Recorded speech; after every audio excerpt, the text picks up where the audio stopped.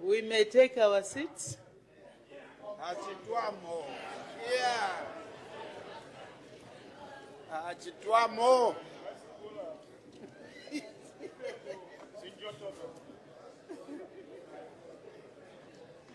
All the honorable members. Honorable members, the House would like to welcome to the Assembly the President of Zambia, Mr. Hakainde Hichilema. We are honored, Mr. President, to have you in our midst. May I now invite you, Mr. President, to deliver your address. Mr. President. Madam Speaker, good morning. Yeah. In accordance with Article 9(2) of the Constitution of the Republic of Zambia, we are pleased to join this august House to report on progress made in the application of our national values and principles. Madam Speaker, we take this opportunity to congratulate and welcome the newly elected Member of Parliament for Chawama constituency, Honorable Bright Nondwe, following the by-election held on Thursday, 15th January 2026, which passed without violence in Chawama. We all know Chawama very well, but we're very, very pleased that this by-election took place in the manner it did. We urge the Honourable Member of Parliament to effectively represent the people of Chawama constituency with honour and indeed responsibility. Madam Speaker, during this session, the House was privileged to host His Excellency, Mr. John Dramani Mahama, President of the Republic of Ghana, on Thursday, 5th February 2026. In his special address to this House, President Mahama reaffirmed the warm, cordial, and indeed historic bilateral relations that exist between our two countries and peoples over many years, Madam Speaker. President Mahama reminded us that our democracies have been built through sacrifice and resilience anchored on true African values. The visit reaffirmed the spirit of Pan-Africanism as espoused by our founding fathers, Dr. Kenneth David Buchija Kaunda and Dr. Kwame Nkrumah.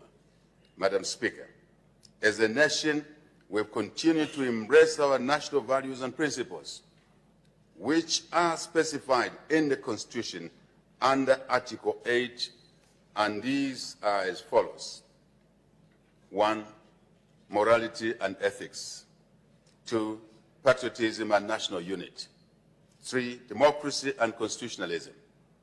4, human dignity, equity, social justice, equality, and non-discrimination. 5, good governance and integrity. And lastly, sustainable development, Madam Speaker. Madam Speaker, these national values and principles are not just a constitutional requirement for us, but a moral compass that shapes our character and defines our identity as a people. They provide guidance in our policy formulation. Please, Madam Speaker, I want to repeat this. These provide the guidance in our policy formulation and form a bedrock for the implementation of our policies as a nation, without exception. Madam Speaker, we will now proceed to highlight the progress made in the application of our national values and principles, with the recognition that we all have much more work to do ahead of us. We are not ambiguous about that. We are clear. Whatever work we've done, we still have a lot of work to do ahead of us together. Morality and ethics. Madam Speaker, Zambia is a peaceful nation, a caring nation, and I must strongly say a Christian nation. Morality and ethics are important values that shape the character of our families, communities, and the nation at large. It is within this moral and ethical context that this government is addressing a number of social vices, such as alcohol abuse, drug abuse, and basically other substance abuse, teenage pregnancies, child marriages, and gender-based violence. To address these vices, Madam Speaker, we have implemented a number of interventions. These include, very important, free education, keeping children longer in school, very, very important, skills training, empowerment initiatives, and nationwide sensitization programs for community members, workers, as well as civic and traditional leaders. Child marriage, teenage pregnancy, and child defilement continue to be serious social challenges in our society, Madam Speaker. No country can realize its potential if its girls and boys are left behind. Miti Kula Empire. Madam Speaker, I'm only saying that our children are the future of our country. I'm not speaking Greek, I'm speaking Zambian. We can all therefore agree that it is time to end child marriages in our communities. Madam Speaker, to address these social ills, government continues to sensitize traditional leaders and their communities, our communities, across the country. In addition, thousands of teenager girls who dropped out of school, Madam Speaker, and got married, so to say, are now receiving counseling and are being brought back to school as much as possible, so they can benefit from our free education policy. We do this because we love our children, we care about our children, and we will work tirelessly to ensure that all our young citizens benefit from the opportunities that this government is providing. Madam Speaker, gender-based violence has remained a public concern in our country, in our communities and country. We continue to address this vice through many interventions, including the establishment of a national call center, one-stop centers, and fast-track courts for victims of gender-based violence across the country. We urge victims, Madam Speaker, we urge victims, relatives, and others to report all instances of gender-based violence without fail, because sometimes victims are shy to do so. So communities must come in here.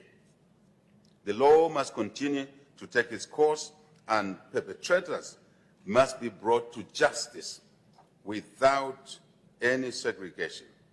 All of them. We commend our traditional leaders, the church, and other stakeholders for their support in the fight against these vices. Madam Speaker, we remain deeply concerned with regard to divorce rates in our country. This is not good at all, because families are the foundations of communities and a strong nation. So we're concerned about this. Loving, caring, strong families really must be promoted at all times. Of paramount importance is responsible and strong families who build a strong nation. Madam Speaker, human trafficking continues to be a concern given our geographical location. Yes, we are land-linked, we flipped the coin, but still, we have so many neighbors. And this creates sometimes challenges.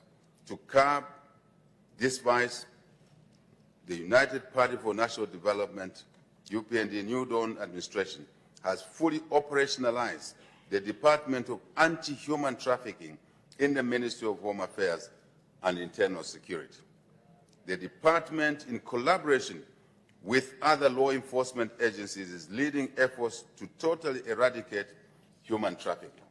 You all know stories that come through the media, horrible stories where some of these die in fuel tankers. And this is not right. We must not be the country that allows these things to happen. Madam Speaker, social media has created new opportunities for innovation. Yes, we agree. Entrepreneurship. Yes, we agree. Self-expression. Yes, we agree. And information sharing among our people. Sadly, some of our people are using social media to spread harmful content, fake news. Very sad, Madam Chair. Misinformation, disinformation, and worst of all, hate speech. Worst of all, hate speech. Social media is also being used to commit cybercrimes and harass innocent citizens, including the girl child, women. And it's true, men as well. It's very true. In this regard, Madam Speaker, we continue to reform the legal framework to protect the public from harmful online behavior and cybercrime.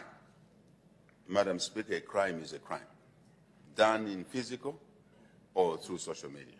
Please, let's remember that. We also call upon citizens to ensure that digital platforms are used responsibly and productively.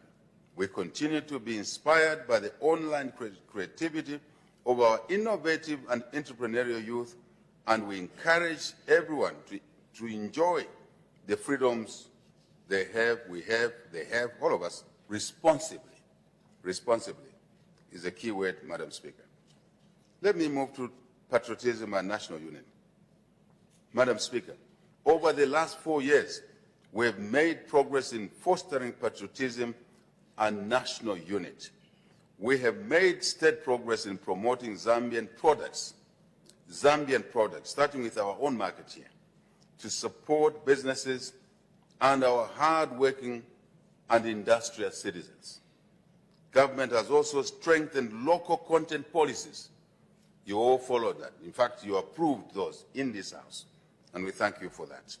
Last year, we issued statutory instrument number 68 of 2025 on the promotion of local content in the mining sector after a long and orchestrated negotiation process. We are pleased to say, Madam Speaker, this is now in place. This has created more opportunities for local suppliers to be awarded contracts, which means more jobs and more income for Zambians. Public procurement has also been reformed, Madam Speaker, to give special preference, what we call positive discrimination, to locally produced goods and services, which again means more jobs, more business opportunities, and income for Zambians, and indeed the treasury, because every citizen needs the treasury income to continue expanding. Madam Speaker, to continue the provision of vital services, including nationwide free education, the government depends on effective revenue collection. A responsible, a caring society demands that we all pay our taxes, fair taxes. It is a personal responsibility. It's part of our values. Paying our taxes is an attribute of patriotism and mutual responsibility. Government has modernized and simplified tax administration through digital platforms to make it easier for citizens to meet their tax obligations. When we say tax, we don't mean the tax component only ordinary. We mean levies and all of those issues that we are supposed to pay as responsible citizens. Madam Speaker, under the UPND New Dawn administration, there has been an unprecedented reduction in political violence and cadreism in our country. Chawama is a good example. Chawama. And under our watch, Madam Speaker, there is no room for political violence. There is no room for cadreism, negative cadreism. We're not talking about mobilization and positive cadres. There's no room for lawlessness.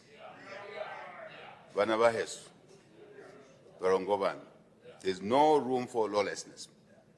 All of us must take this as a personal responsibility. I'm just saying, brothers and sisters, again, I'm speaking Zambian here, Madam Speaker, to clarify. Let me be clear. No one, and I mean no one, is above the law. No one is above the law. Madam Speaker, this administration has consistently promoted unity in diversity through the principle of one Zambia, one nation, one people. If I may repeat, Madam Speaker, this administration has consistently promoted unity in diversity through the reminders, through consistent messaging that we are one Zambia, one nation, and one people. Yes, and I'm addressing both sides of the House on this one. Our efforts are evident in the decentralization and the equitable distribution of national resources. That's how we walk this messaging. Decentralization, equitable distribution of our national resources to all parts of the country through instruments such as the substantially enhanced Constituents Development Fund across the country as an instrument to walk the talk. A caring and loving Zambian society is one that provides equal opportunities and distributes resources fairly without discrimination. That's very important. On the cultural front, Madam Speaker, we're witnessing a positive development where our Royal Highnesses are increasingly attending each other's traditional ceremonies across the country. They're getting to know each other, something that never happened before, at a person-to-person level. Very important, and this will rub on to communities across the provinces of Zambia. This is an attestation to our unity in diversity approach. Last year, we had the honor to meet with all the traditional leaders, at least almost all of them, at the Mulungushi International Conference Center, near here, as part of our continued efforts to promote national unity in our country. Because these are important building blocks. This is enhancing the mutual understanding and appreciation of our shared and rich cultural heritage. We are, Madam Speaker, indeed, as I said, one Zambia, one nation, one people. We must all remind ourselves of this issue. God is great. Put us together deliberately. He didn't make a mistake. He chose us to be together. And we must respect God's decision and work with each other, support each other. Yes, compete. Compete, yes, within reason. But keep the fabric of a united Zambia. I think that's the message here. Madam Speaker, democracy and constitutionalism. Madam Speaker, to enhance our democracy and promote inclusivity in our governance system, we amended the Constitution. For what purpose, Madam Speaker? To ensure fair and equitable representation of our people across the country. We thank our citizens across the country for making valuable submissions to the Mushavati Constitutional Technical Review Commission or Committee. We also commend this House, Madam Speaker. We commend this House. We commend this House, this gracious House, in the Constitution under Article 8, and these are as follows. 1, morality and ethics. 2, patriotism and national unity.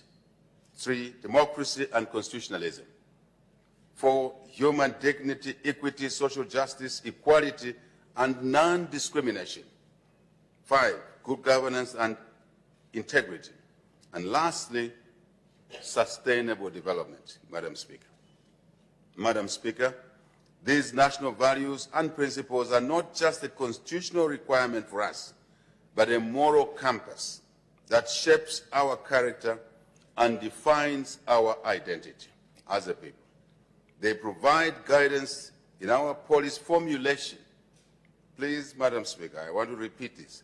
These provide the guidance in our policy formulation and form a bedrock for the implementation of our policies as a nation, without exception. Madam Speaker, we will now proceed to highlight the progress made in the application of our national values and principles, with the recognition that we all have much more work to do ahead of us. We are not ambiguous about that. We are clear. Whatever work we've done, we still have a lot of work to do ahead of us together. Morality and ethics, Madam Speaker. Zambia is a peaceful nation, a caring nation, and I must strongly say a Christian nation. Morality and ethics are important values that shape the character of our families, communities, and the nation at large.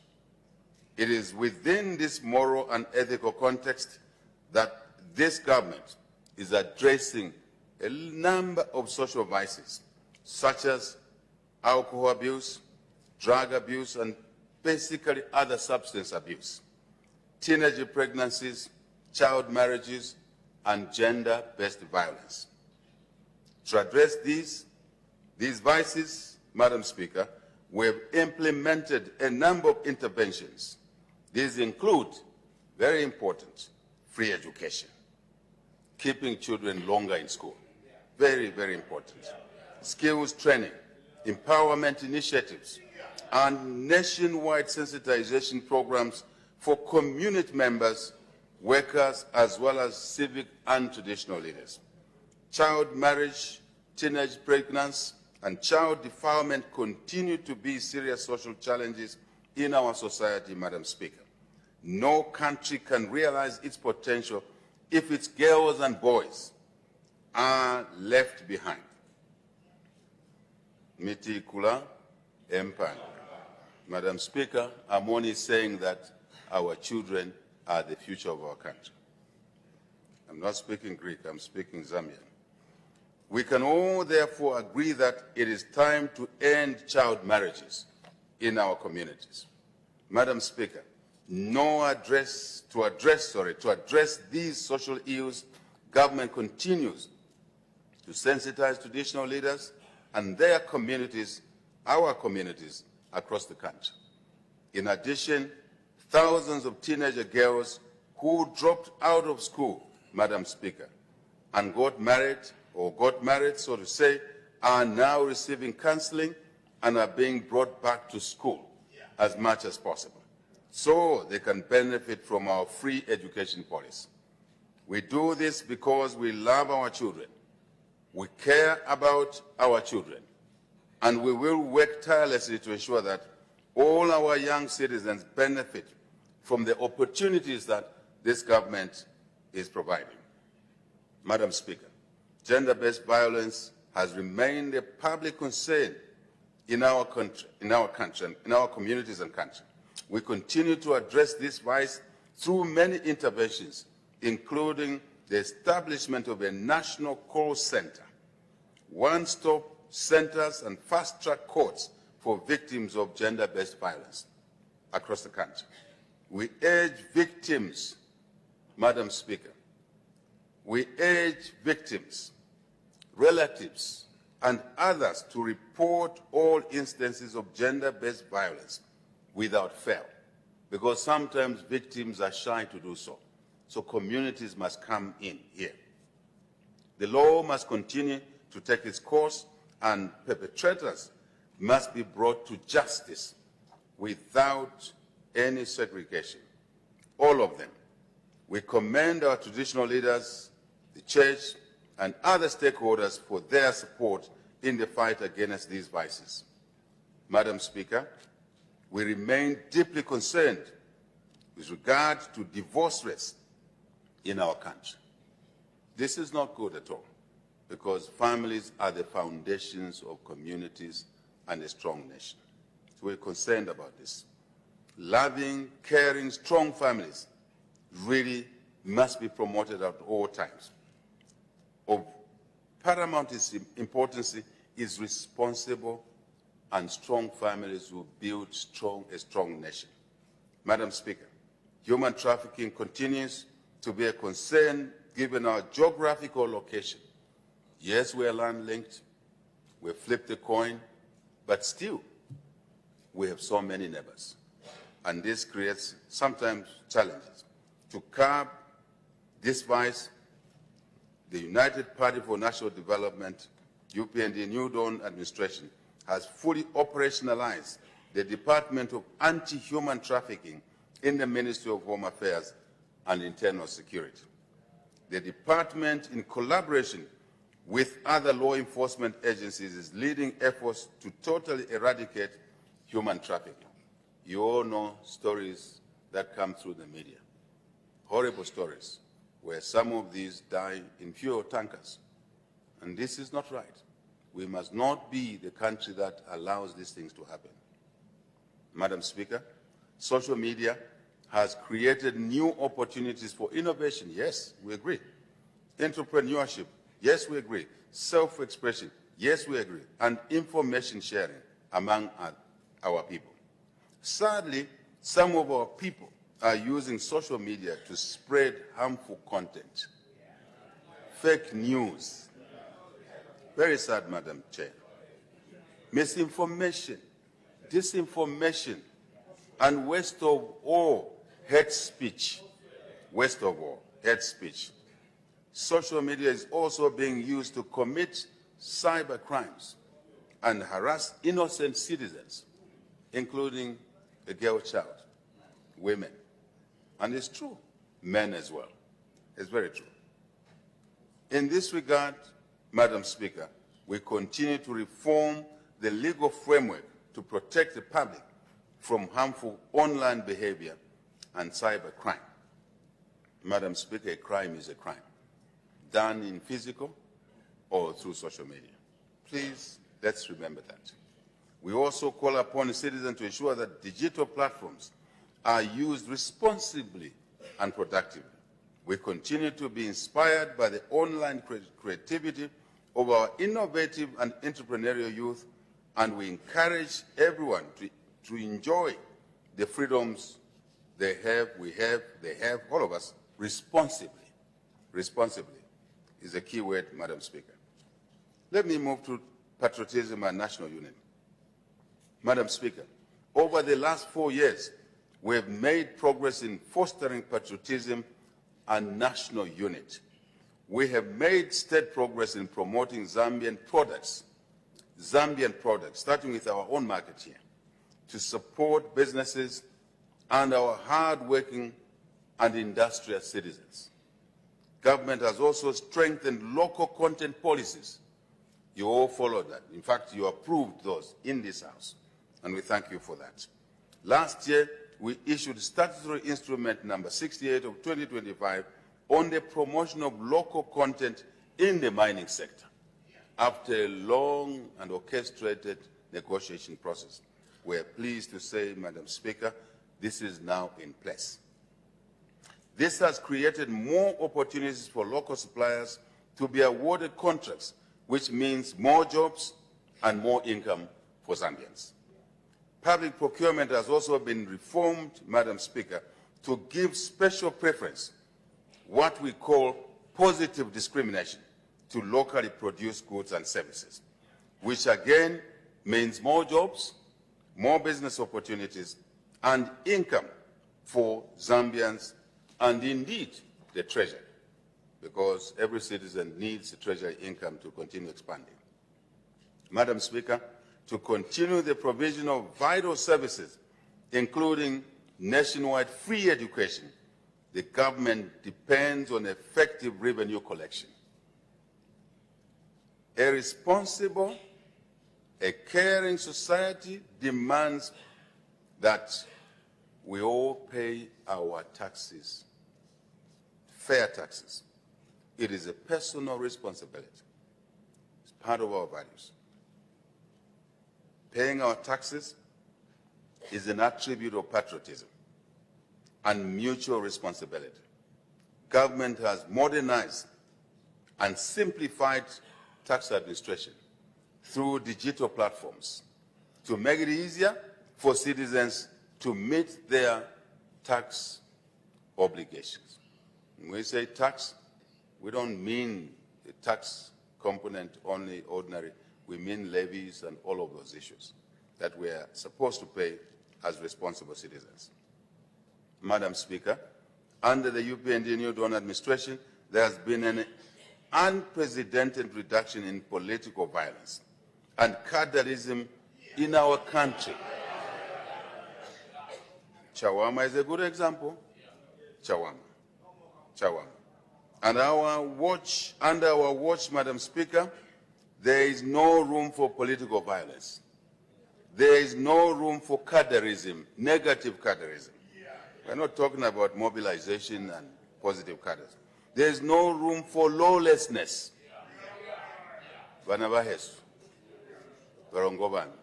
There's no room for lawlessness. All of us must take this as a personal responsibility. I'm just saying, brothers and sisters, again, I'm speaking Zambian here, Madam Speaker, to clarify. Let me be clear. No one, and I mean no one, is above the law. No one is above the law.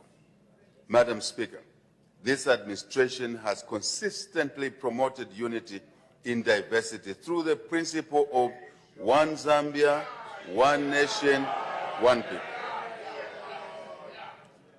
If I may repeat, Madam Speaker, this administration has consistently promoted unity in diversity through the reminders, through consistent messaging that we are one Zambia. That's very important.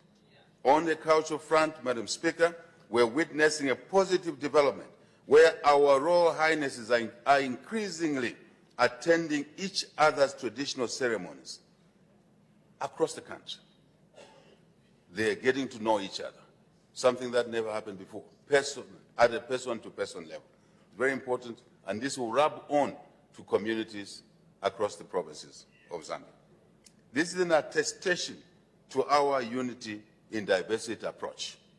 Last year, we had the honor to meet with all the traditional leaders, at least almost all of them, at the Mulungushi International Conference Center, near here, as part of our continued efforts to promote national unity in our country.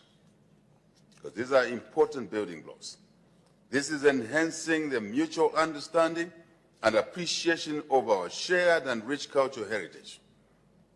We are, Madam Speaker, indeed, as I said, one Zambia, one nation, one people. We must all remind ourselves of this issue. God is great. Put us together deliberately. He didn't make a mistake. He chose us to be together.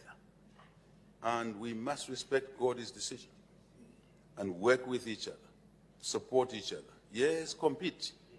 Compete, yes, within reason. But keep the fabric of a united Zambia. I think that's the message here.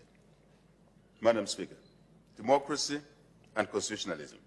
Madam Speaker, to enhance our democracy and promote inclusivity in our governance system, we amended the Constitution.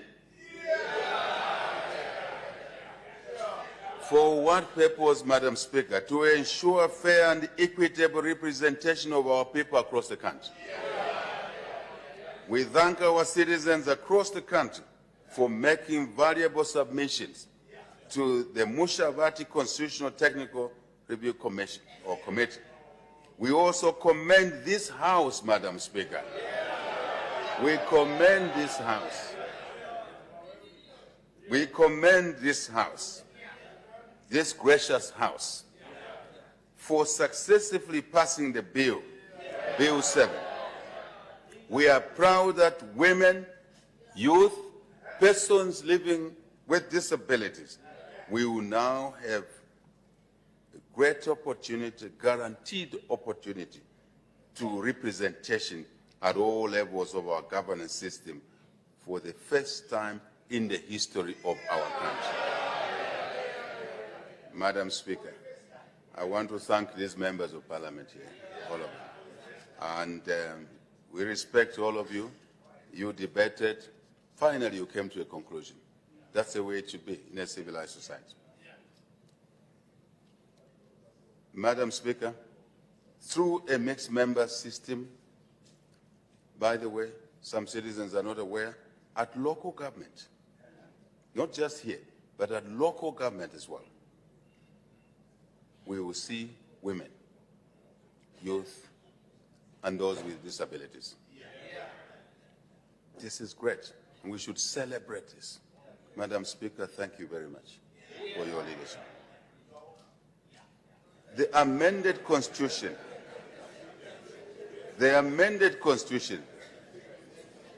Madam Speaker, it is interesting to know even those who didn't support Bill 7 are now in the forefront looking for new constituencies.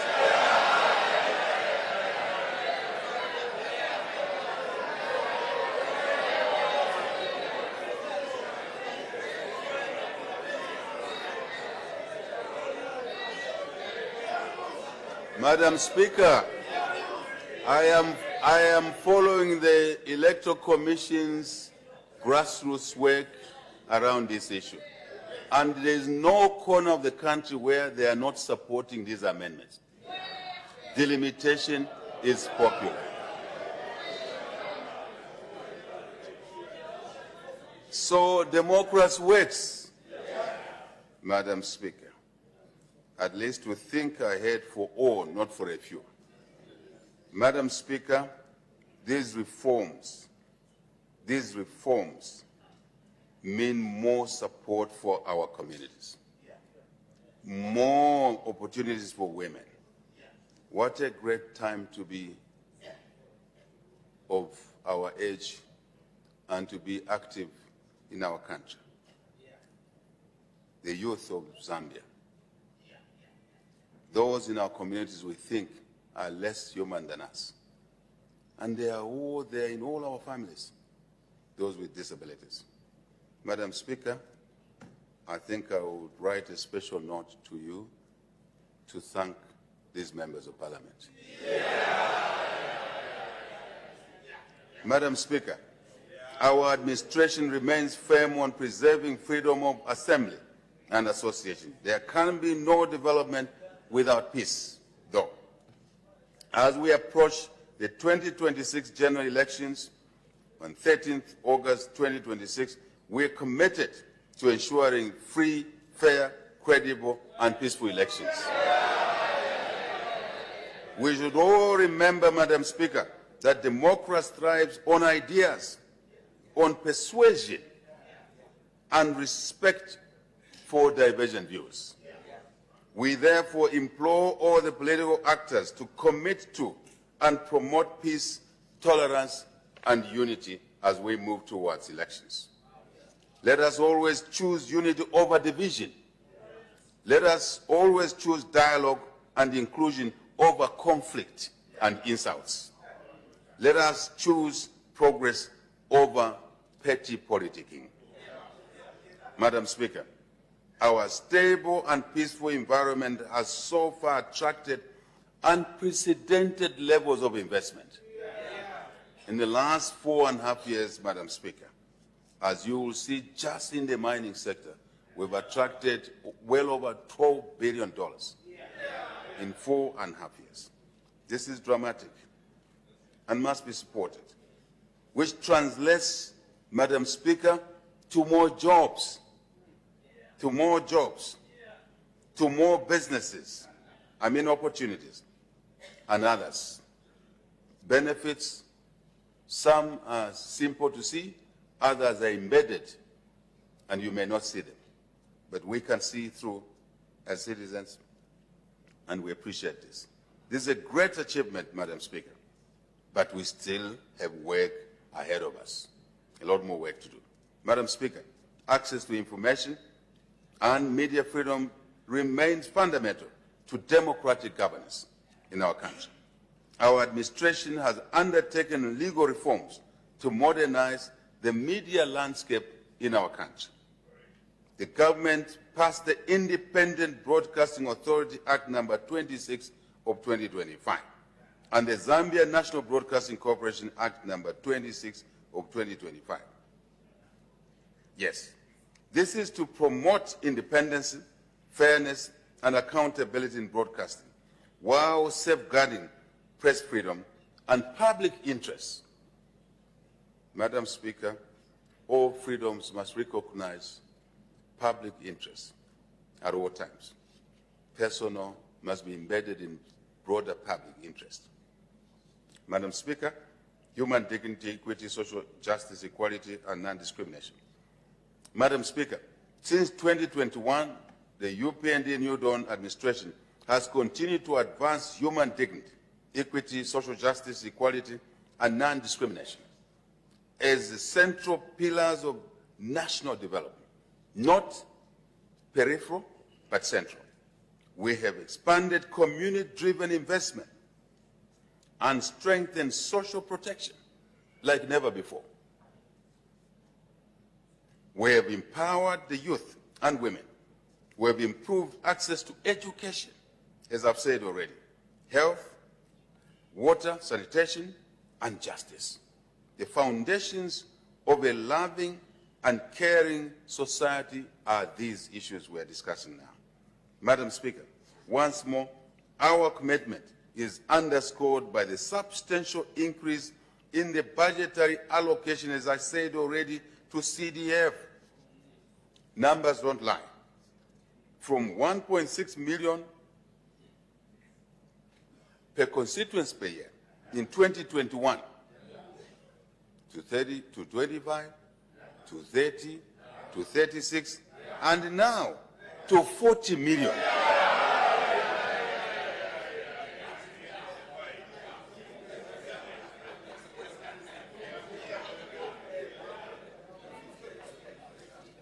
Let me repeat, Madam Speaker.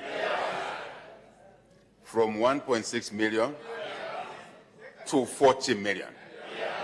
And Madam Speaker, this is walking the talk. When we were in opposition, we were saying we'll increase CDF to be equivalent to $1 million. Where we are now, this is more than $2 million per constituency at today's exchange rate. This is it. More. Madam Speaker, I'm being enticed to... I stay with my program, but definitely, just hear me out a little bit. So, to crown it all, Madam Speaker, so people don't whisper and giggle, 1.6 million to 40 million in less than 5 years, and we are going to increase this again next year.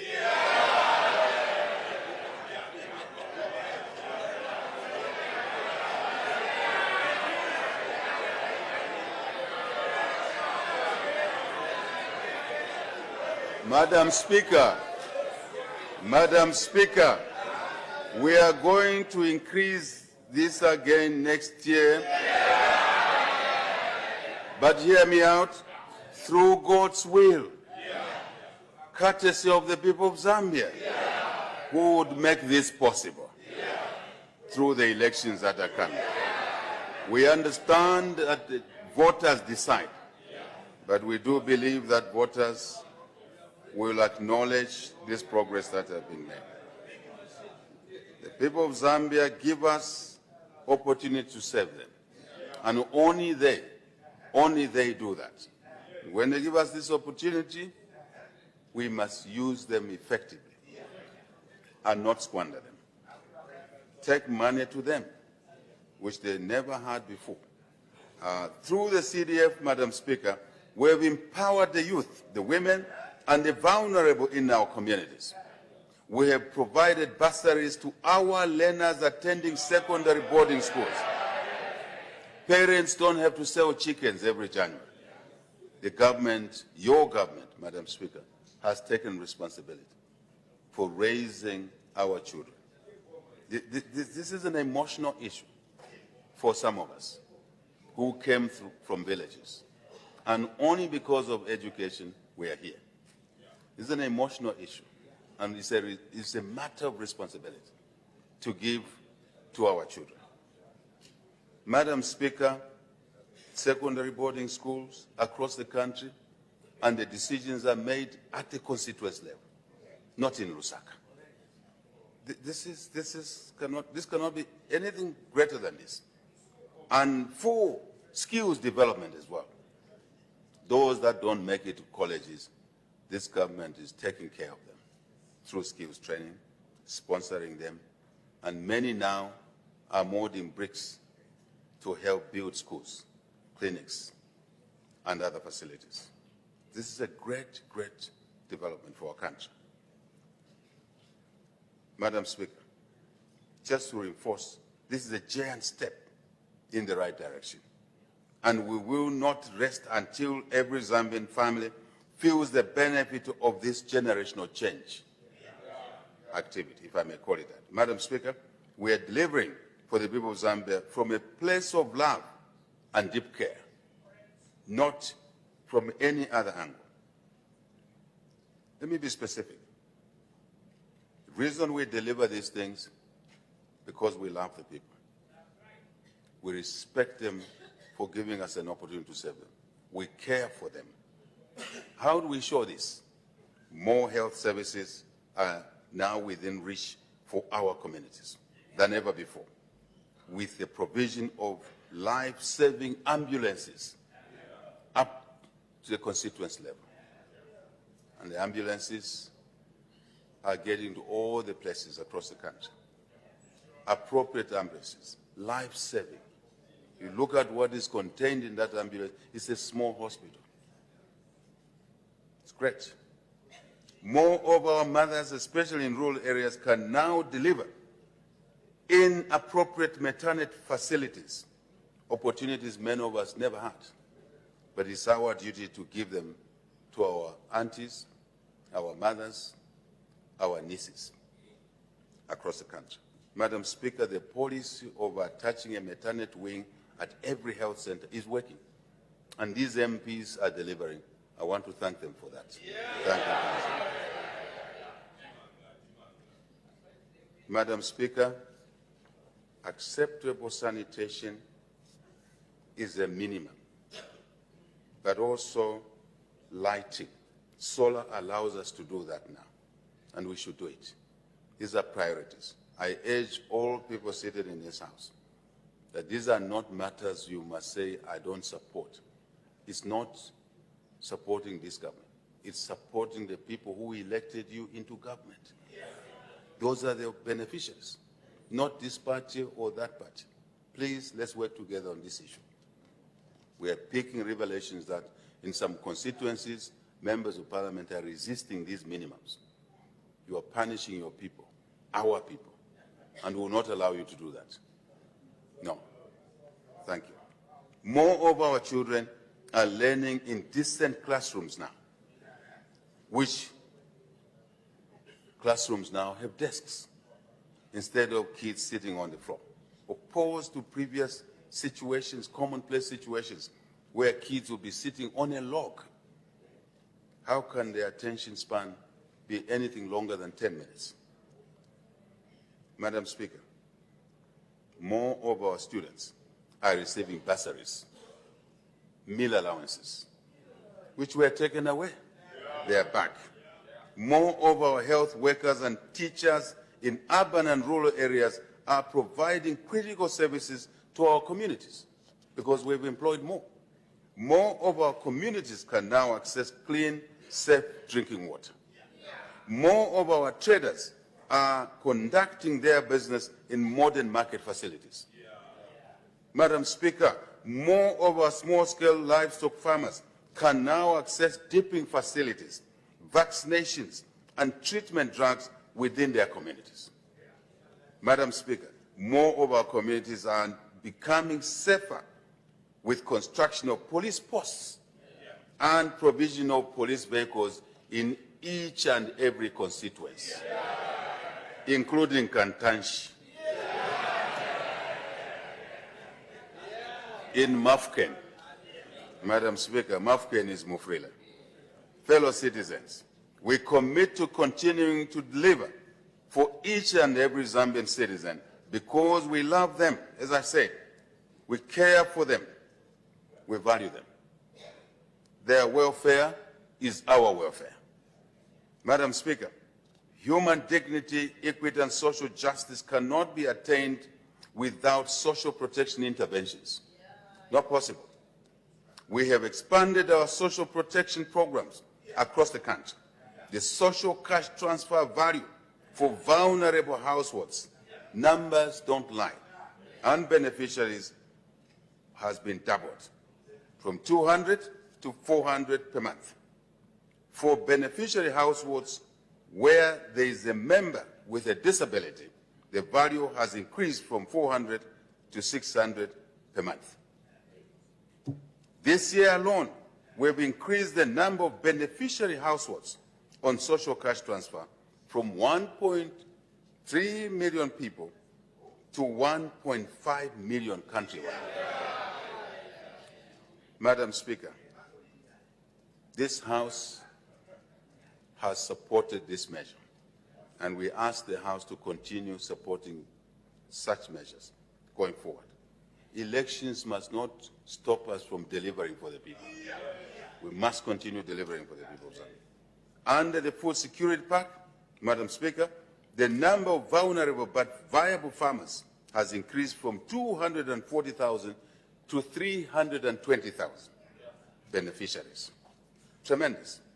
We have expanded the Cash for Work program. Madam Speaker, we have expanded the Cash for Work program to cover all the 116 districts across the country. Madam Speaker, this is from an initial number of 84 districts because, or essentially, this was targeted at those who were adversely affected by the worst drought in living memory, which we experienced. Now we said, let's extend it to all the 116 districts. So the members seated here, please make sure that these programs are taking place in your constituents because there's work to be done. This is better than tantamen. People work, then they get paid. I think that's a culture shift that we need in our country. Madam Speaker, access to clean water and sanitation, as well as adequate fundamental, I'll repeat that. Access to clean and safe water, as well as adequate sanitation, is fundamental to our citizens' health. Dignity, Madam Speaker, dignity. Just imagine from a pit latrine to a flush toilet. A young teacher, 24 years, 25 years old, posted to Muyombe. And now she can go in a toilet and she can flush the toilet. Dignity. This is very important. This is important. Madam Speaker, it means that this young teacher will go to Muyombe and teach with happiness because her basics are met and she will remain attractive. That is important.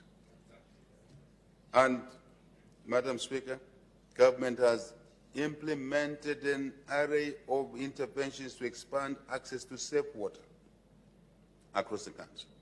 And I want to encourage members of this House. Water and sanitation is one of the central priorities in Syria. So is education, so is health. Please do not deviate from there, because we don't want one part of the country to be left behind. We don't want that. Let's not make a human decision to punish innocent community members. Through these interventions, Madam Speaker, over 4.9 million citizens have been provided with clean and safe water. This is a significant number, but we are not resting until every Zambian has access to clean water. Madam Speaker, the UPND New Dawn administration remains firmly committed to addressing economic and social barriers to children's participation and progression in education. Yes, there's free education, but there's some inherent issues that hinder kids from going back to school. In 2021, we introduced the free education policy, yes, But we still have other things to do, other interventions to do. As always, Madam Speaker, you know I will say it, that education remains the best investment, equalizer, and truly inheritance. Best investment, equalizer, and inheritance. We should all remember this issue. Many of us here without education will be in very difficult circumstances today. Many of us here, very difficult circumstances, including the Speaker.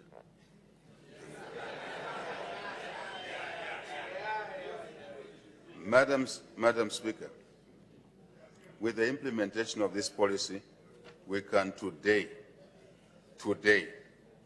Madam Speaker, you should be proud of this. We can today announce that over 2.5 million children have been given the opportunity to go back to school.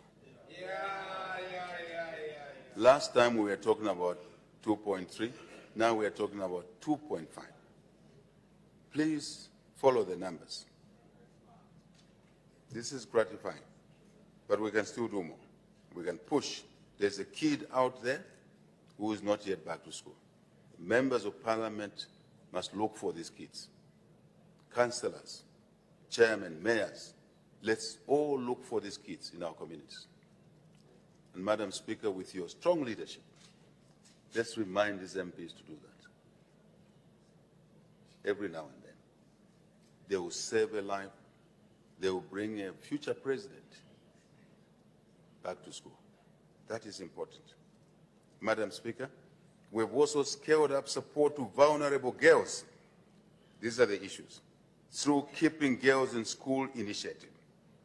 The program benefited 127,233 girls in 2025 from a small number of 38,551 in 2021. The geographical coverage has also increased to 95 districts from 39 in 2021. The agenda is to cover all the districts without exception. In addition, we have strengthened menstrual hygiene management among girls in school. The number of girls supported under this program, Madam Speaker, increased from 186,670 in 2021 to 1.7 million in 2025. This is really, again, an emotive subject. As a rural boy, I would see girls not sitting in class because of this problem. You all know that. Now you can see what this has done, this support has done to our girl child. You can stay in class, be competitive like any other child. That's our aspiration, Madam Speaker. Further, we've expanded the school feeding program, Madam Speaker. Hear me out, this House and the nation. We have expanded the school feeding program, very, very important program, from 1.5 million in 2021 to 4.7 million. These are all learners. These are not just numbers, Madam Speaker. These are human beings. These are our children in 2025. Because we love and care for our people, our children. Madam Speaker, it is gratifying that these interventions are contributing to improved school attendance. These are the outcomes now. Improved school attendance, retention, and learning outcomes among vulnerable learners, particularly those in rural areas and indeed peri-urban underserved communities. Very important, Madam Speaker. In 2025, we recorded, Madam Speaker, an impressive pass rate in public schools of over 70%, the first time in the history of our country. At a grade 12 level. This is the highest ever. Contrary to those who criticize the free education policy that it would dilute the quality. Numbers don't lie. Here you are. People complain about more high enrollment. Our response is to build more classrooms. to buy more desks. It's a responsible action. It's not to work against the policy. It's to say, how can we improve this policy? These are the results. Incredible. This was not an accident, Madam Speaker. It was a direct outcome of deep, broad, and well-planned policy reforms. Long held, I must say. We pay tribute to all teachers, pupils, parents for this remarkable achievement. Thank you to all. You can have a learning, teaching environment, but if pupils, teachers, communities don't respond, the results will be less than what you could achieve. Madam Speaker, to promote human dignity and equity, the UPND New Dawn government prioritized investment in the health and wellness of our people. Since 2021, we have recruited over 18,000 health workers, with an additional 2,000 to be recruited this year. Further, we have continued to improve access to health services for our citizens through the construction, equipping of facilities at all levels, equipping these facilities with basically equipment, soft and hard. Not just people, but tools to work with at all levels across the country. Madam Speaker, these are intentional measures. These are deliberate measures. They are not opportunistic. They are intentional, they are deliberate, they are planned. Madam Speaker, to ensure dignity and social justice and non-discrimination in the employment and labor sector, government has undertaken important reforms, including a more transparent public procurement system. When we recruit for years, now you see adverts, database applications come. When we have not exhausted, because jobs are fewer than applicants, we maintain that database and use it in the next round. It's organized. We introduce new measures in the pension system to allow for partial withdrawal of pension benefits. Madam Speaker, this is an important issue. This is an important issue. For me, in my opposition days, I watched this issue. I said, there's a problem here. When we got the opportunity to serve the people, we went for it. We've gone for it. And it's now bearing fruit. You can see families investing now, long before they retire. That's important. As of January, Madam Speaker, as of January this year, 518,183 members of the National Pension Scheme Authority, NAPSA, had accessed their 20% partial withdrawal. Madam Speaker, in monetary terms, this is amounting to 10.6 billion kwacha has gone to the owners long before they retire. They are completing their houses, they are putting water and sanitation, they are buying farming equipment to be productive. Madam Speaker, this is important to make families self-reliant and not to wait until they're too tired to work to use their money.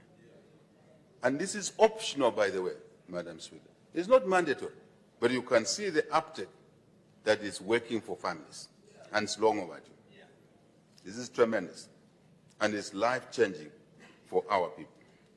Madam Speaker, some criticize this policy and say it will bankrupt NAPSA. No. You need to understand money matters. You cannot bankrupt an institution. Some of the times money sits there in a latent form.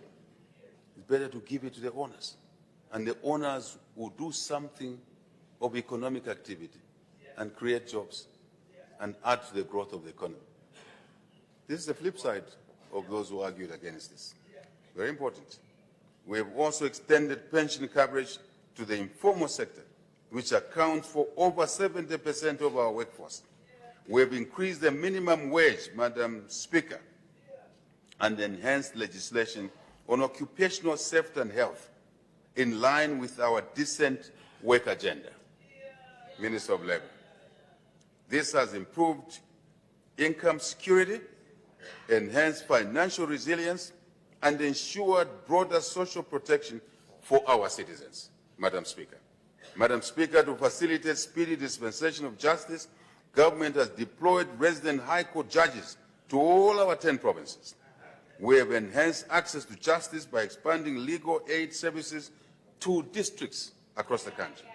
Further, we have completed, Madam Speaker, if an MP here doesn't see that in the community, all they need to do is to say so. We'll look into that matter. And I think it's important that we have feedback as we implement these programs. Madam Speaker, our administration remains focused on reducing overcrowding in our correctional facilities to safeguard the dignity of our inmates. They are human beings. You can ask me the question, how do I know? I know, because those were my apartments some years back. Madam Speaker, to promote equality and social justice among our youth, government has been focusing on economic inclusion and skills development, as I said earlier. Minister of Youth, yes. Yes, Elvis. We continue to implement important youth empowerment programs under the Youth Empowerment Fund, Citizens Economic Empowerment, CEC, and CDF, your CDF. Madam Speaker, the UPND New Dawn administration is focused on promoting equality, social justice, and non-discrimination in the provision of electricity to our people. We have successfully completed almost 60,000 new connections, even in great difficulty, with the decapitation of the generating capacity because of the drought. Through this Rural Electrification Authority program and many other interventions, including off-grid energy, that is how we are proceeding, Madam Speaker. Solar technology is transformatory, and we must uplift it, upload it, all of us. Further, government, Madam Speaker, has significantly reduced electricity connection fees for households in peri-urban and rural areas. The reduction is part of the accelerated, sustainable, and clean energy access transformation initiative. Thank you, Minister of Energy.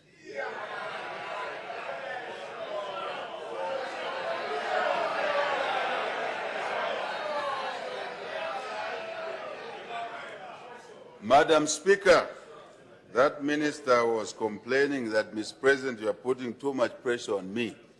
Now, with the developments that you see, I can see he looks happier these days.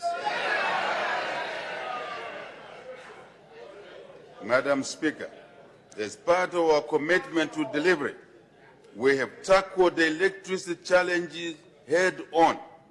We did not skate around. We acknowledged that we had a problem in electricity. We apologized to our people of Zambia. We told our people we were working on it. And you can see the benefits of these efforts. Yeah.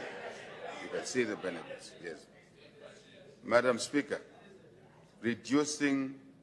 drastically reducing the hours of load shedding, and in many locations, completely ending it. This has been a difficult situation, and it has taught us lessons.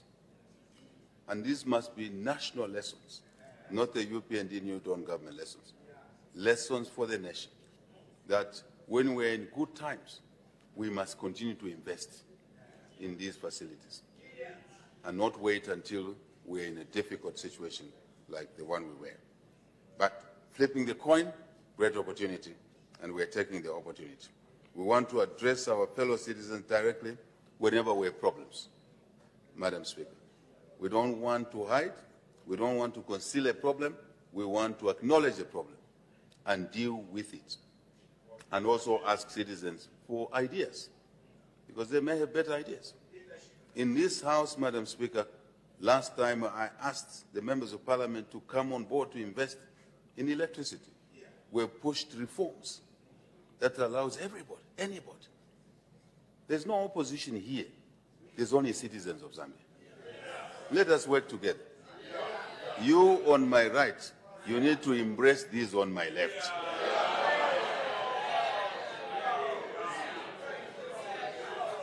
You on my left, you need to mingle with those on the right.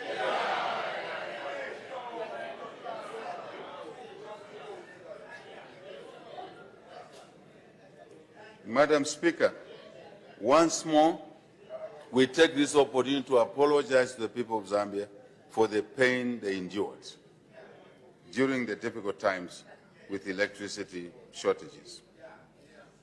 And we also want to thank the people of Zambia for their patience and for their support throughout this period.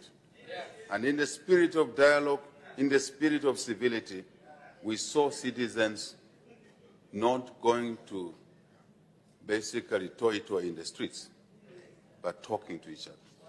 This is the culture we want to see in this country. There's no solution in the streets.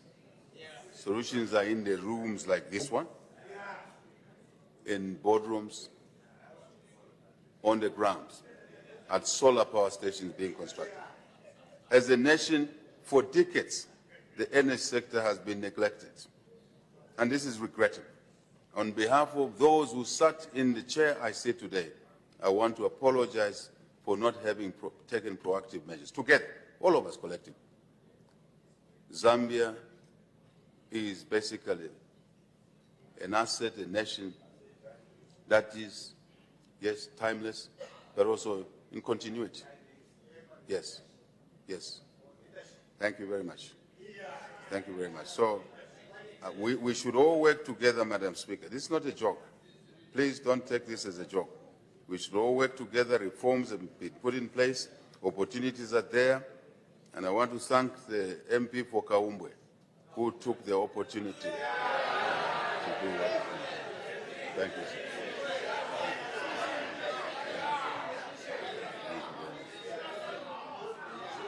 Madam Speaker, the establishment of solar power stations is a great initiative. On-grid, off-grid, expansion of clean coal power technologies, Madam Speaker, very important. Already successful importation of electricity. I hear some members were saying this government was hiding electricity. You can't store electricity like water. No, you generate it, you use it.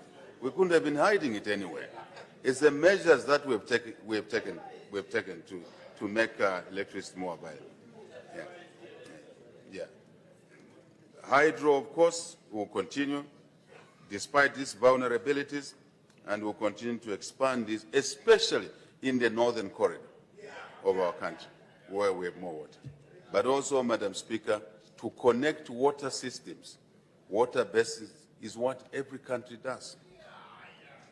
Morocco is moving water from the north to the south. Israel is moving water from the north to the south. China is moving water from the north to the south. There's something about north and water, right? We have to do the same here so that we can fully utilize the generating capacity we already have. Yeah. And the power, Madam Speaker, is available to every household in the country. It's available to every mine, including the mine that will be coming up in Cinder. And I'm very happy about it. In Cinder. Big mine is coming there. Yeah. So that mine needs power. So we need to move water where it is to the dry areas where the capacity is. That's what a nation does.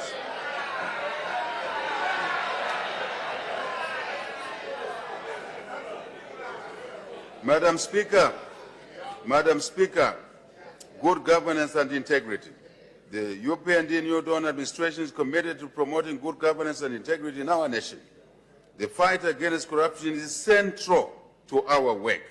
We are now able to prosecute corruption and economic crimes within 5 months due to the reforms that were made in the judicial area. This is a huge contrast to what used to happen, Madam Speaker, where some cases could take 20 years. 20 years. This is unacceptable, both to the accused and to the nation. This is unfair. Further, our Operation Asset Recovery initiative is yielding results, Madam Speaker. We have made the largest ever recovery of assets in the history of our nation. Real estate, vehicles, helicopters, as well as cash have been recovered. We are returning these assets to the true owners, the rightful owners, the citizens of Zambia. We are walking the talk, Madam Speaker. We have much more work to do, we acknowledge, ahead of us. We will continue to fight past, present, and future corruption. Please take note of that. If you are corrupt, you are on your own. Simple. If you know a corrupt person, don't go on social media. Go to the police, go to ACC, go to anybody. Go to DEC, Drug Enforcement. Your road must be going there, not on social media. Because social media sometimes becomes abusive. Just go and report. I'm one, Madam Speaker. Even in my opposition days, I used to challenge people. You think I've stolen anything? Go to the police. And none went to the police. No. Someone went to the police and I won the case. There was nothing. There was nothing. We should not be afraid of this thing. And we should not create dark issues and dark corner conversations. This is open. These are our laws. These are our laws. We inherited these laws, all of us. We didn't create them, right? So we are all walking the talk, and we should do that. Leaders in this House must work together on this issue. We have much more work to do, as I said, going ahead. We will continue to fight, as I said, past, present, and future corruption. If you are corrupt, I repeat, you're on your own. It is immoral, Madam Speaker.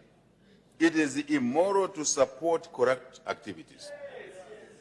Society must abhor corruption, stealing from the school children.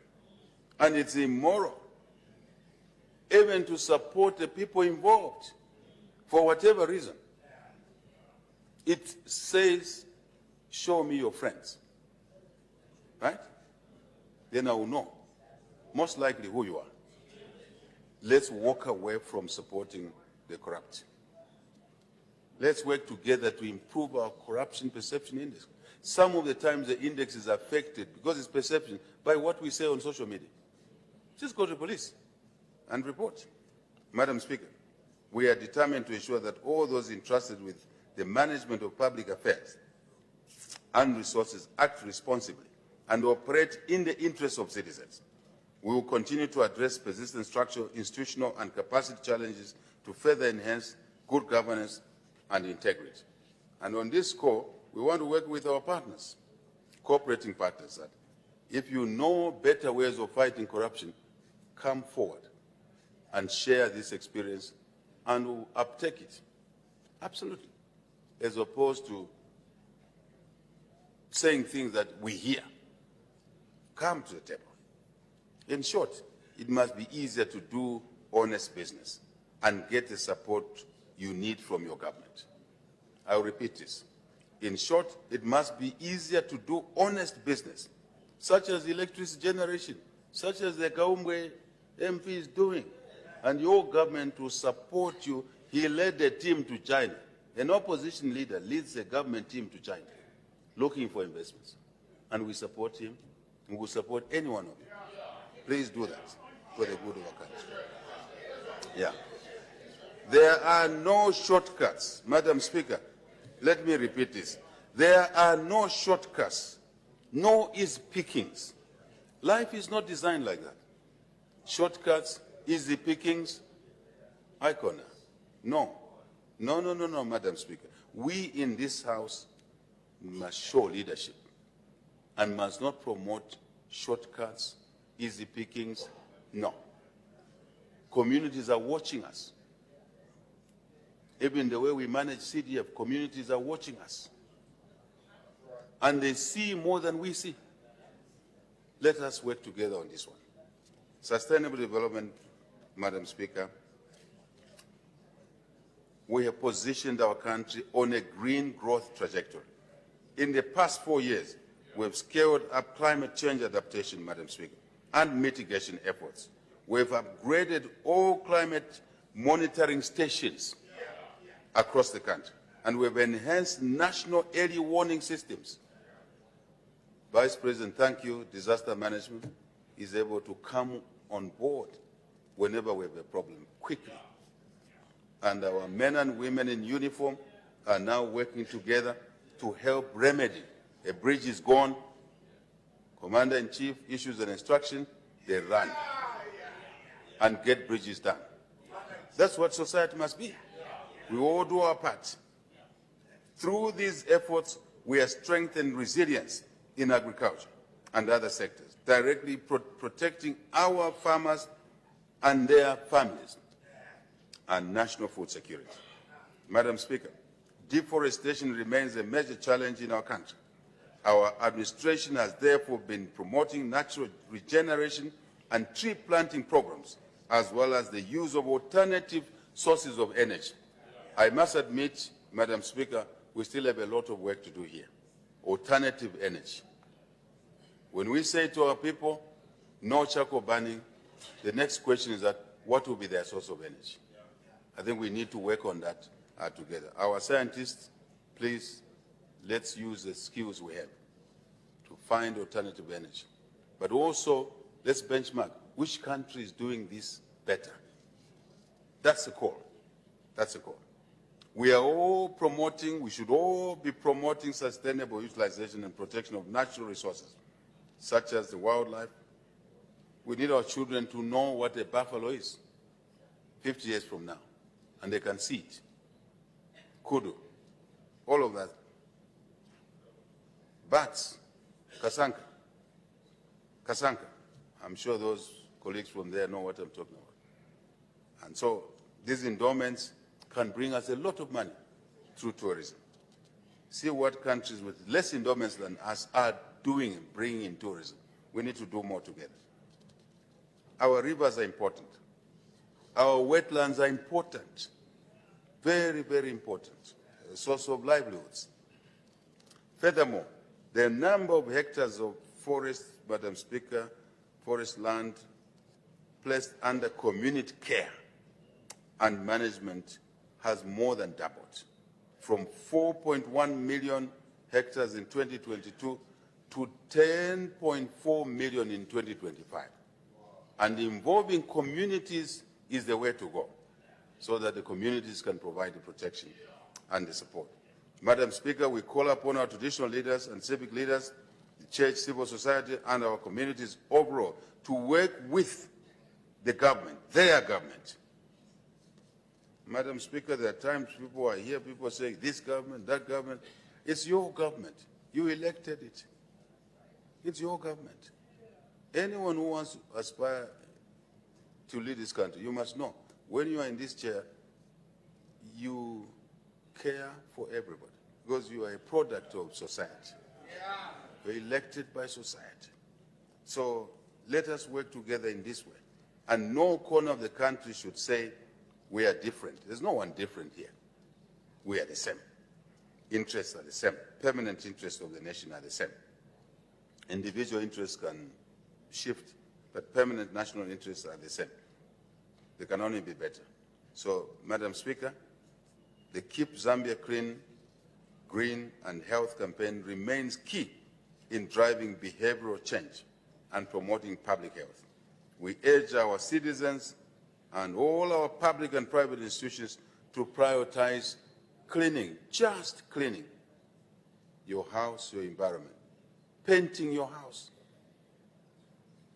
your plant, your factory, just get it painted. Clean, drainage around there. And if we all do that in our spaces, the nation will be cleaner. Madam Speaker, throwing litter on that set house lane, every week you clean. 2 days later, there's litter all over on that road. Throwing litter from cars, cans, plastic bags.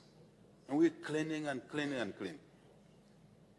And if we all keep our plastic bags in the car, cans, when you reach home, collect them, put them in a bin, and they'll be taken away properly. This must be a national and, of course, personal responsibility. Madam Speaker, I'm not sure if you need to look at legislation around this issue. But compliance is the problem. Compliance is the problem. Local authorities, ministers of local government, we need to do more in this area. There's just a problem there. So let's work together, colleagues. We should respect the adage, prevention is better than cure. We keep our environment clean, surroundings clean, we'll be healthier. We'll be healthier. Madam Speaker, the increased investment in mining has come with its own challenges, I want to admit. It has brought new jobs and opportunities, yes, but we also have seen more or some negative impact on local communities and the environment. Our government is strengthening the regulatory framework to promote safe mining, secure, legal, structured, sustainable mining practices to avoid the needless loss of life. And all of us in this House must not misunderstand opportunity to mean risking lives of our children to go down there without properly planned mines, small, large, micro. There's no father or mother who sends their child in a pit knowing that they may not return. Then you're not a true mother or father. There's something wrong with you. So let's work together in this area. There's no need to lose lives as we seek income. We're also destroying the biodiversity, throwing mercury into our river systems. That cannot be allowed. We need the same water for irrigation. We need the same water for human consumption. So we shouldn't go the direction other countries have gone. We should not go there. Then that will be responsible. We must ensure that the extraction of our natural resources does not become a source of insecurity and instability in our country. Mufumwe Kikonge is one area where there was even a gun market there. Rival gun markets run by non-Zambians. We had to take the action we took. Conflict in countries around us started just like that.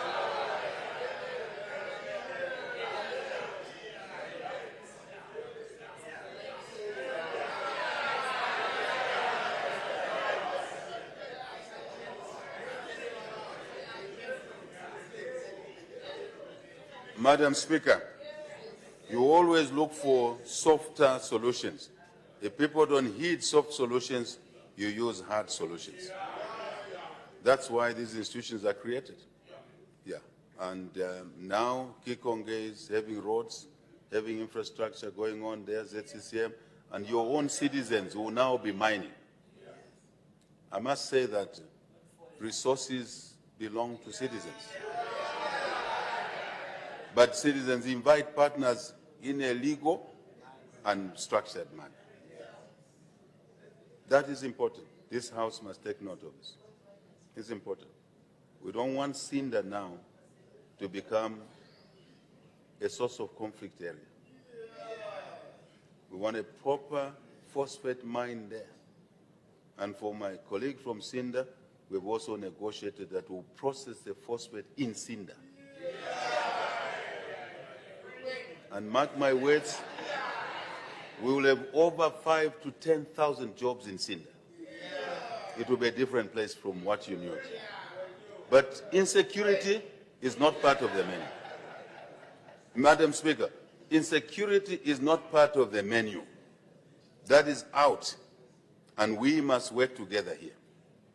Short-term interest can damage long-term prospects. Madam Speaker, sustainable development occurs when peace and hard work are rewarded by prosperity, not shortcuts.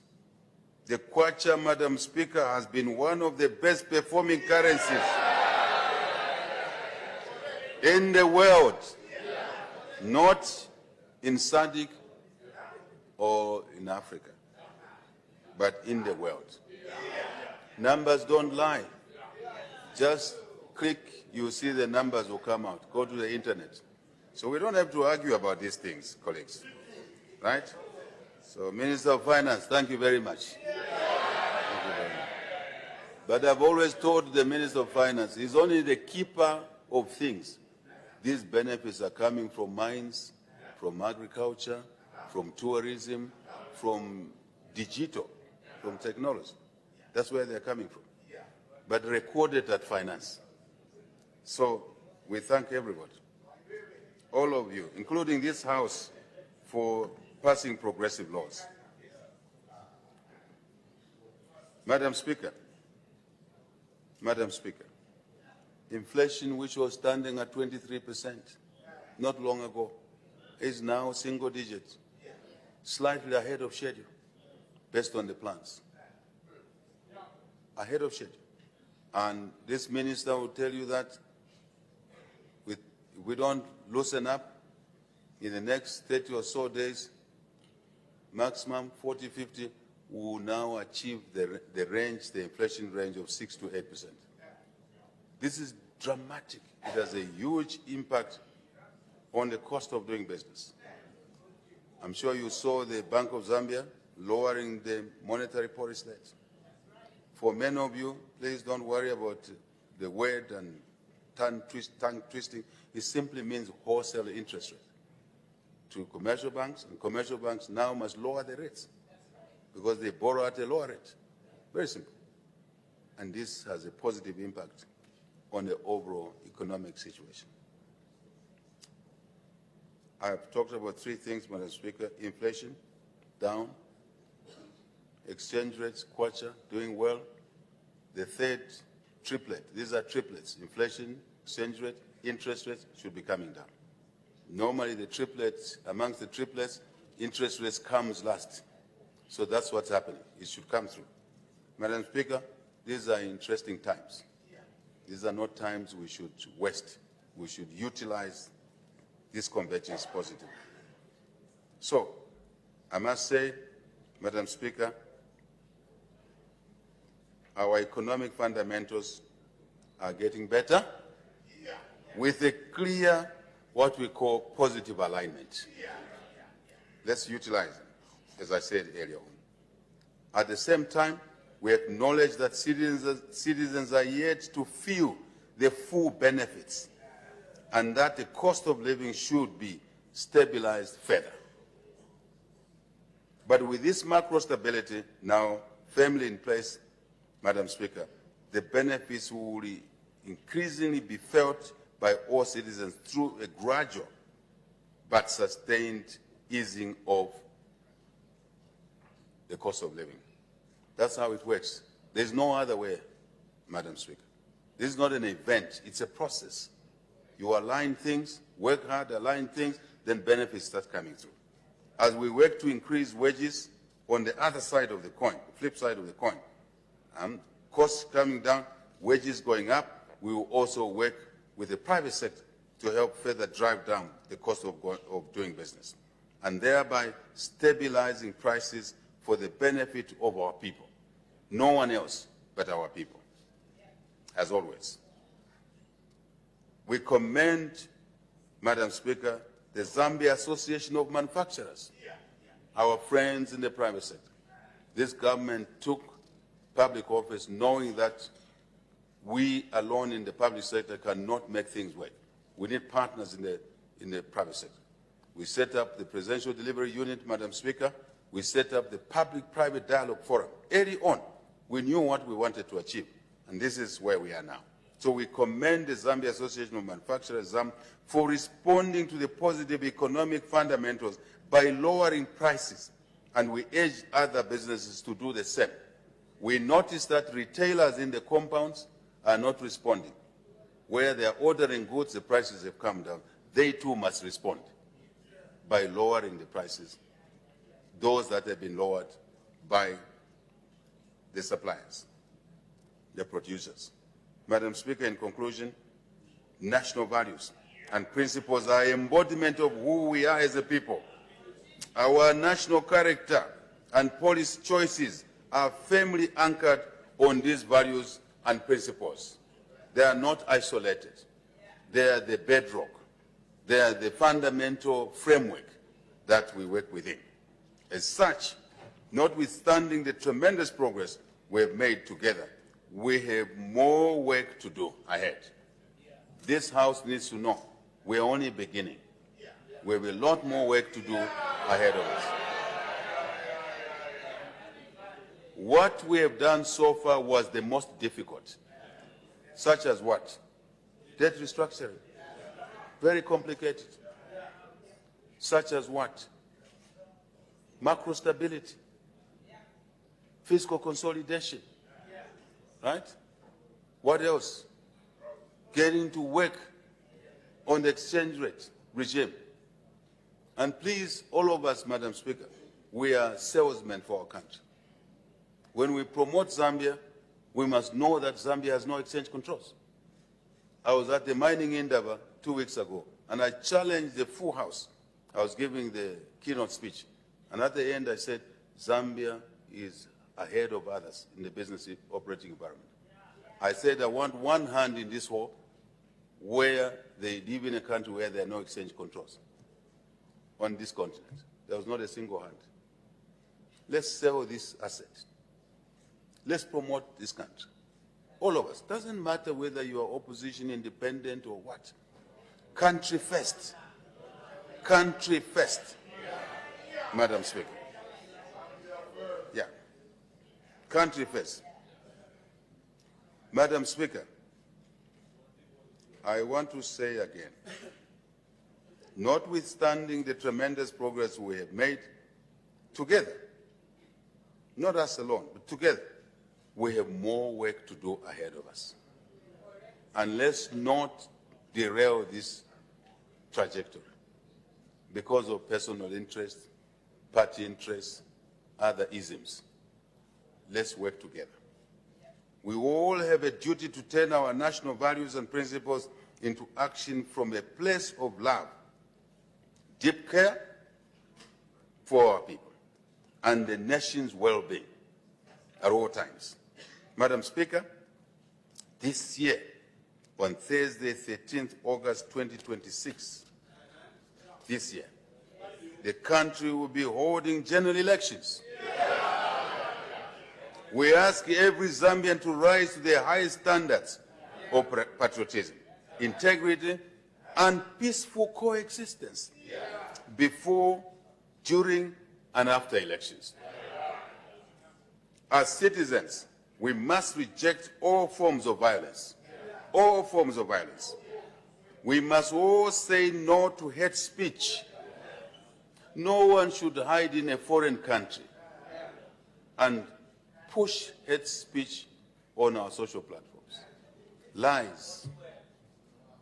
Creating an environment which we are cleaning up for investment and making investors think that there is trouble in Zambia, there is fire all over. We are working on it. Slowly, we are working on it. Slowly, but sure. Slowly, but sure. Because our country's interest comes first. You can't have personal interest perched somewhere outside of our jurisdiction. You are sending falsehoods and allowing our children to consume hate messages. It is not right. We must all work together on this issue. And some of these colleagues are known to us. Let's just tell them, Tekanya first. Tekanya first. Madam Speaker, I'm only saying, slow down, let's be responsible. Let's be responsible. This country, our beloved country, is more important than anything. That's all we have, this country. That's all we have. So, as we ask every Zambian to rise to the highest standard of patriotism, integrity, and peaceful coexistence before, during, and after elections, we are asking for personal commitment to this issue. Elections are a democratic process, but ultimately, we want the country to remain stable, secure, so we can focus on development. We may be unhappy about one or two things. Let's deal with those issues. Let's not destroy the country. As citizens, we must reject all forms of violence. We must all say no to hate speech. We all must abhor cybercrimes. We must reject divisive politics. divisive politics. These vices have absolutely no place in our society. We therefore call upon all political actors, once again, all candidates and supporters of these candidates, the civil society, the church, the board of Christ, where we should all go for counseling. Our traditional leaders, my friends, the students, our friends, the students, the youth, our friends, the youth, our children, the media, all citizens, to demonstrate the highest level of restraint, respect, and responsibility as we head towards the polls. Madam Speaker, we call upon every citizen, Madam Speaker, to contribute towards the realization of greater national unity for development, unity for development. As we reiterate our commitment to delivery, to moving Zambia forward together, we have responsibilities. Yes, yes. We call upon every citizen, Madam Speaker, to abide by our guiding principle. Once again, one Zambia, one nation, one people. I shall repeat that. One Zambia, one nation, one people.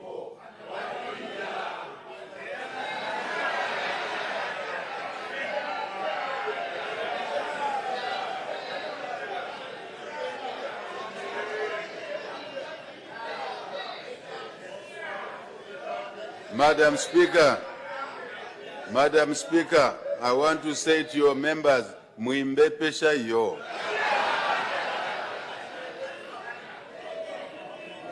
Muimbe pesha yo. I'm only saying, don't get me into be the one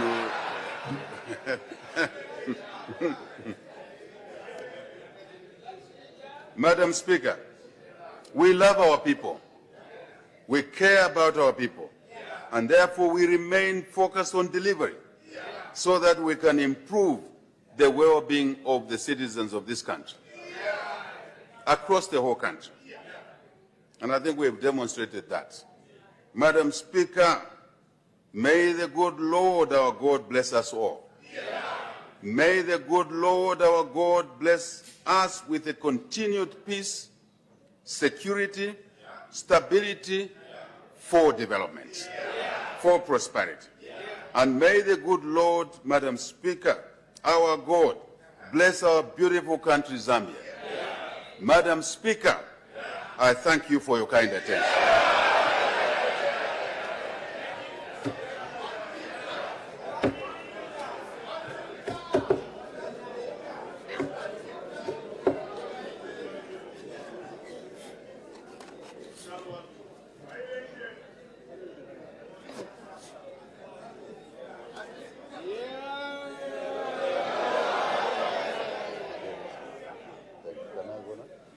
Sit first. Sit. We can go. Thank you.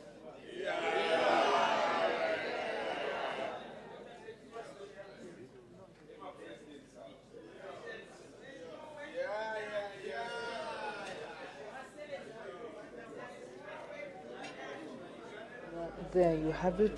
That was the speech that has been delivered by Republican President Mr. Hakainde Hichilema on the progress made in the application of national values and principles. The Constitution under Article 8 outlines the national values and principles as morality and ethics, patriotism and national unity, democracy and constitutionalism, human dignity, equity, social justice, equality and non-discrimination, good governance and integrity, and sustainable development.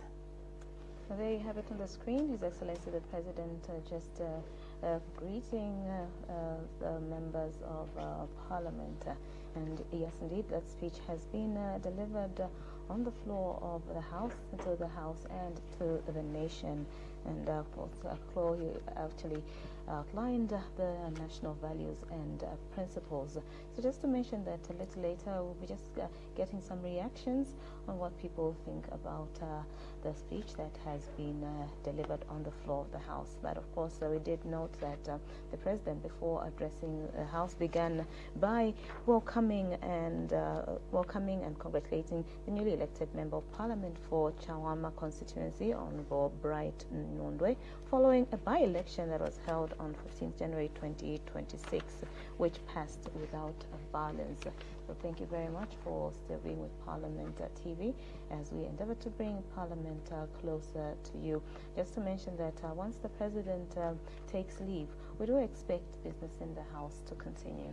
Absolutely. In his address, opening address, the President also did thank citizens across the country for making valuable submissions to the Mushawati Constitutional Technical Committee. The President did commend the House for successfully passing the bill, that's Bill 7. He did say that women, youths and persons with disabilities will be guaranteed representation at all levels of governance system for the first time in the country's history. One of the things that he also talked about was that his administration actually remains firm on preserving freedom of assembly and association, saying that there can be no development without peace. There can be no development without peace, and based on this, he did say that his administration remains firm on preserving freedom of assembly and association.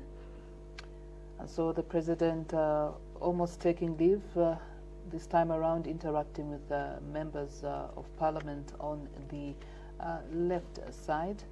And like earlier mentioned, immediately after this business will resume, and then after that we'll get reactions from members of Parliament and some invited guests regarding the speech that has just been delivered by the President. And there you have it, the President conversing with the newly elected Member of Parliament for Chawama constituency, that's Mr. Bright Nondwe. Yes, Mr. Bright Nondwe there. Of course, these are moments that people want to remember. When I just went back to Parliament, the President, after his address, greeted me, a moment that I'm sure Mr. Nondwe will remember. And there we have it. Member of Parliament there, Mr. Chala, of course, just shaking hands with His Excellency, the President. He always excites the Madam Speaker and members of Parliament regarding his dress code. He's always dressed in these, flamboyant, suits, and I'm sure his fellow members of Parliament were calling upon the President for him to just, shake his hand, and there he's also, shaking hands with that was the chair for yes. the popular, the famous local government accounts, committee, and giving, hugs to members of the opposition, a good gesture, which, signifies unity that he's always talked about, and that he talked about again in his speech. Yes. It doesn't matter which party you belong to. At the end of the day, we are all Zambians. It's one Zambia, one nation, and one people. Yes, one Zambia, one nation, one people. So there, the President, we see almost taking a leave, just waving. I'm sure that's the last goodbye.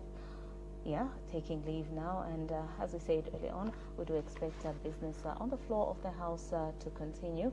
And remember, today business on the floor of the House did commence at 09 hours, and the only thing that happened was when Madam Speaker called upon the leader of government business in the House, Honor the Vice President, to indicate the time at which the President would address the House, and that is the point that the leader of government business, the Vice President, it said that the President would address the House at 09:45 hours, and indeed that happened. But of course, as per tradition, parliamentary tradition, when a dignified guest or a very important person comes to Parliament, indeed they make their way to the Speaker's chamber, just to catch a breath and of course sign in the visitors book. So that did happen earlier on today. That was just before the President went into the chamber to address the House and the nation on the progress made in the application of national values and principles.